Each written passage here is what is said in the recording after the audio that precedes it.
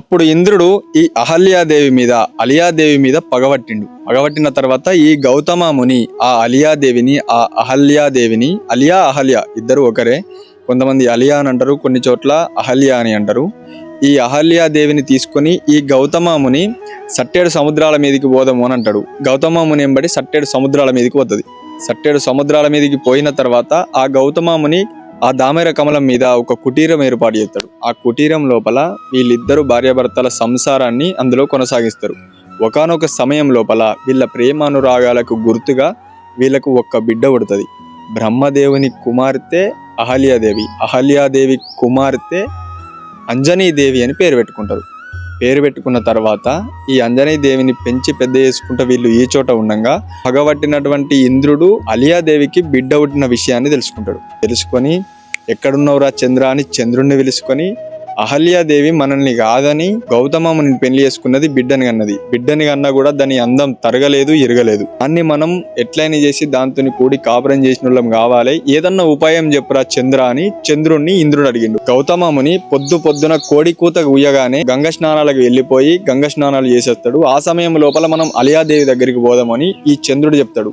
నువ్వు ఒక కోడి అవతారం ఎత్తి పొద్దున 4 గంటలకే కోడి కూత కొయ్యు, నేను పొడిసేటి పొద్దు లెక్క చుక్క అవతారం మీద నేనుంటా అని చెప్పి ఈ చంద్రుడు చెప్పిన తర్వాత సరే పర్వాలేదని ఇంద్రుడు చంద్రుడు ఆ అలియాదేవి వాళ్ళ కుటీరం దగ్గరికి పోయి తెల్లవారక ముందే ఈ పొద్దున 4 గంటలకే ఈ చంద్రుడు చుక్కయి పడతాడు. ఈ ఇంద్రుడు కుక్కరొక్కు అని కోడికూత పెడతాడు. కోడికూత పెట్టిన తర్వాత ఈ గౌతమ ముని తెల్లవారింది అనుకొని ఆ కోడికూత వినగానే ఆ అలియాదేవికి నేను గంగ స్నానాలకు వెళ్ళొస్తా అని చెప్పి ఈ గౌతమ ముని వెళ్ళిపోతాడు. వెళ్ళిపోయిన గడియ లోపల ఈ చంద్రుడు ఇంద్రుడు ఆ అలియాదేవి దగ్గరికి గౌతమ ముని లెక్క వేషం కట్టుకొని పోతాడు.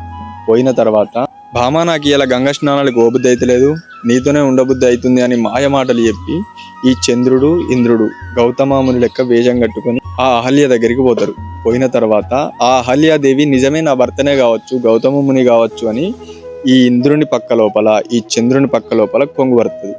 గౌతమ ముని గంగ స్నానాల కంట పోయినప్పుడు ఆ దూసవారి వడ్లు పట్టుకొచ్చుకొని దోసిటి లోపల పెట్టుకొని ఆ అరచేత ఆ వడ్లను నలిసి మోసేత పోటేసి కంటి రెప్పలతోని వడ్లను జరిగి ఆ గౌతమ ముని రోజు ఆ వడ్లను ఇట్లా చూడంగానే అన్నం అవుతుండే. ఆ అన్నంని తినేటోడు గౌతమ ముని. ఆ రోజున సేమ్ ఇదే విధంగా చేసేవరకల్లా ఆ అన్నం అనేది ఎర్రగా రక్తంగా మారిపోయింది. ఇది ఎక్కడి కలిమాయ, ఏం జరిగింది అని అరచేతి లోపల అంజనాలు వేసుకుంటే ఈ చంద్రుడు ఇంద్రుడు చేసిన పని కనిపించింది. దీని తర్వాత రారాని కోపానికి వచ్చిన గౌతమ ముని ఆ చంద్రుడిని ఏం చేసిండు, ఆ ఇంద్రుడిని ఏం చేసిండు, అలియా దేవిని ఏం చేసిండు అనేది నెక్స్ట్ వీడియోలో చూద్దాం. జై రేణుకామాత.